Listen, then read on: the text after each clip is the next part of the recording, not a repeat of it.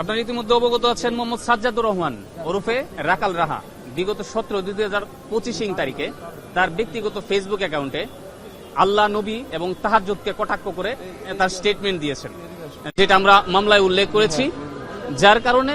আমরা ধর্মপ্রাণ মুসলিম যে সংখ্যাগরিষ্ঠের বাংলাদেশ, যেখানে মানুষজনের মনে ক্ষোভের সৃষ্টি হয়েছে, বৈষম্য বিরোধী ছাত্র আন্দোলন, জামাত ইসলামী বাংলাদেশ এবং প্রায় 150 জন ইমামের স্টেটমেন্ট বিভিন্ন পত্রপত্রিকা এবং নিউজ পেপারে, ইলেকট্রনিক মিডিয়ার মাধ্যমে প্রকাশিত হয়েছে। পরবর্তী সময়ে বাদী হয়ে সাজ্জাদুর রহমান মতিঝিল থানায় মামলা করতে গেলে, সাজ্জাদ হোসেন মতিঝিল থানায় মামলা করতে গেলে থানা কর্তৃপক্ষ মামলা না নিয়ে বিজ্ঞ আদালতে মামলা দায়ের করার জন্য পরামর্শ প্রদান করেন। আমরা ইতিমধ্যে 2-3 দিন বিজ্ঞ আদালতে এসেছি, কিন্তু বিজ্ঞ আদালত ছুটিতে থাকার কারণে আমরা মামলা দায়ের করতে পারি নাই। বিজ্ঞ আদালত আজকে আমরা মামলা দায়ের করার পরে বিজ্ঞ আদালত আমাদের বক্তব্য শুনেন এবং সন্তুষ্ট হয়ে সিআইডি কে তদন্ত প্রতিবেদন জমা দেওয়ার জন্য নির্দেশ প্রদান করেন। মামলার পরবর্তী ডেট হচ্ছে 22/5/2025 তারিখ।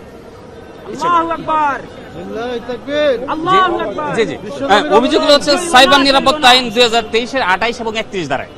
যেখানে অভিযোগে বলা হয়েছে যে ধর্মপ্রাণ মুসলিম ওদের মনে তাদের অনুভূতিতে আঘাত করার যে অপরাধ, যেটার জন্য শান্তি শৃঙ্খলা অবরুদ্ধ হওয়ার আশঙ্কা রয়েছে। এটা সাইবার নিরাপত্তা আইন 2023-এর 28 এবং 31 ধারায় সেটা হচ্ছে শাস্তিযোগ্য অপরাধ ব্যাপার। যদি আপনাদের জি জি জি জি জি আমি সাজ্জাদ হোসাইন। গত 17 ফেব্রুয়ারি 2025 তারিখে সাজ্জাদুর রহমান ওরফে রাখাল রাহা, যিনি এনসিটিভির পাঠ্যক্রম সংস্কার কমিটির একজন গুরুত্বপূর্ণ সদস্য, তিনি রাষ্ট্রের এত গুরুত্বপূর্ণ একটি পদে আসীন অবস্থায় আমাদের ইসলাম ধর্ম, আমাদের রব আল্লাহ এবং আমাদের পবিত্র ইবাদত তাহাজ্জুদকে কটাক্ষ করে চবর্গীয় একটি গালি উল্লেখ করে একটি ফেসবুকে স্ট্যাটাস দিয়েছে, এবং যা বাংলাদেশের 19 কোটি মুসলিমের হৃদয়ে বেদনার সৃষ্টি করেছে এবং আমাদেরকে বাধ্য করেছে আমাদের ঘর থেকে বের হয়ে, শিক্ষা প্রতিষ্ঠান থেকে বের হয়ে, মসজিদগুলো থেকে বের হয়ে বিক্ষোভ প্রতিবাদী কর্মসূচি করতে। আমরা এতদিন ধরে ধৈর্য ধরেছি এবং রাষ্ট্রের দৃষ্টি আকর্ষণ করেছি বিভিন্ন ধরনের প্রতিবাদী মিছিলের মাধ্যমে, সমাবেশের মাধ্যমে, প্রধান উপদেষ্টা বরাবর স্মারকলিপি প্রদানের মাধ্যমে, আইন উপদেষ্টা বরাবর খোলা চিঠি প্রদানের মাধ্যমে, কিন্তু এখনো পর্যন্ত আমরা রাষ্ট্রযন্ত্র বা প্রশাসন কেউকেই কোনো ধরনের পদক্ষেপ নিতে দেখিনি। এমন পদক্ষেপ না নেওয়ায় যে রাখাল রাহার মতো আরো অসংখ্য নতুন নতুন শাতিম অথবা ধর্ম অবমাননাকারী আমরা দেখতে পেয়েছি গত 17 ফেব্রুয়ারির পর থেকে আজকের দিন পর্যন্ত নতুন করে জেগে উঠেছে। তারা অনেকে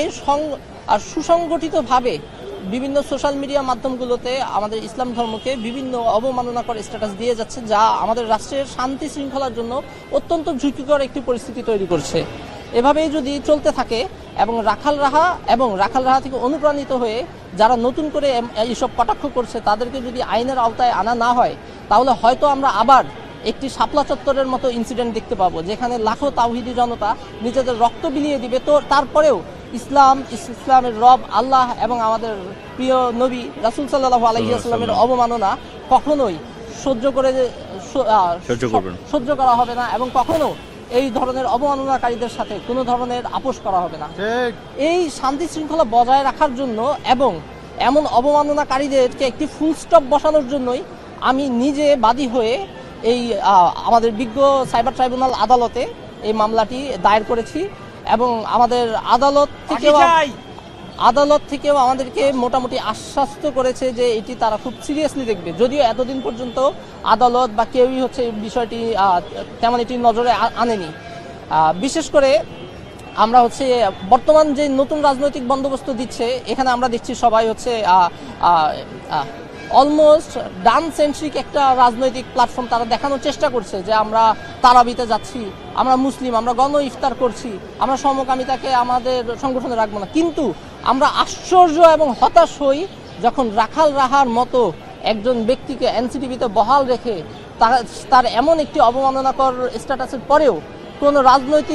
বর্তমান যেই আমাদের রাজনৈতিক প্ল্যাটফর্ম এবং যে বর্তমান যে অন্তর্বর্তীকালীন সরকার, এরা নিজ উদ্যোগে কোনো স্টেটমেন্টও দেয় না